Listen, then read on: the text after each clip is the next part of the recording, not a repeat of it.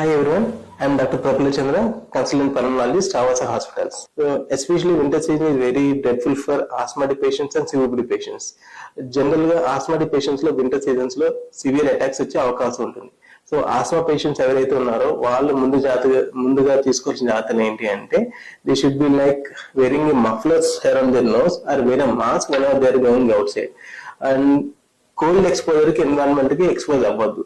First of all asthma patients trigger factors ఏముంటాయంటే 1 is allergy, 2 is cold, 3 is infections, 4 is stress.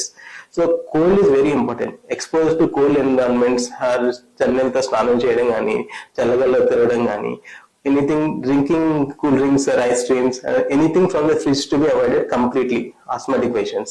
And allergic part, those who are allergic to any food items or smoke exposure, dust exposure, those should be avoided because winter season annadi humidity ekku untundi, cold temperatures cold untayi kabatti they will be more exposed to these cold elements. The ear lobules, nose గానీ ఇవన్నీ cover చేసుకోవడం very important. So ఎట్లా cover చేసుకోవాలంటే muffler వేసుకోవడం, sweaters వేసుకోవడం, వీటి ద్వారా మనం ప్రొటెక్ట్ చేసుకోవచ్చు. And whenever they feel like breathing difficulty అనిపిస్తుంది అంటే they should start using the nebulizers or inhalers. చాలా మందికి అపోహ ఏంటి ఇన్హేలర్స్ అనేది అలవాటు అయిపోతుంది, ఇన్హేలర్స్ వాడడం అన్నది హెల్త్ మంచిది కాదు, దాంట్లో స్టెరాయిడ్స్ ఉంటాయని అనుకుంటారు. That is not correct. Inhalers అన్నది రిస్క్ అవాయిడ్ చేసే మెడికేషన్. అలాంటి మెడికేషన్ వాడడం వల్ల హెల్త్ ఇంప్రూవ్ అవుతుంది కానీ డిటీరియేట్ అవడం అనేది ఉండదు.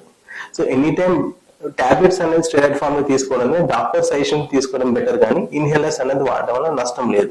ఇన్హేలర్స్ నెబులైజర్స్ అనేది they are risk avoiding medication, compulsory use చేయడం better asthma patients. And third thing is ఈ కోల్డ్ ఎక్స్పోజ్ లో వింటర్ సీజన్ లో చాలా మంది కొంతమంది నైట్ టైం బయట తిరగడం కానీ వర్షంలో తడవడం కానీ చేస్తారు. అట్లా చేయకుండా ఉండడం బెటర్. అట్లా ఎక్స్పోజ్ అయిన ప్రతిసారి కూడా అటాక్స్ అనేవి ఎక్కువ అవుతుంటాయి. And other thing is CVD patients infections ఈజీగా వస్తాయి. అట్లా రాకుండా వింటర్ సీజన్ స్టార్ట్ అవడానికి ముందే ఫ్లూ వ్యాక్సిన్, న్యూమోనియా వ్యాక్సిన్ ఈ రెండు తీసుకోవడం ఇంపార్టెంట్.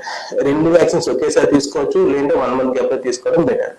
అండ్ ఆస్మా పేషెంట్స్ కానీ సివిడి పేషెంట్స్ కానీ లంగ్ కెపాసిటీ పెంచుకోవడానికి బ్రీతింగ్ ఎక్సర్సైజ్ చేయడం వెరీ ఇంపార్టెంట్.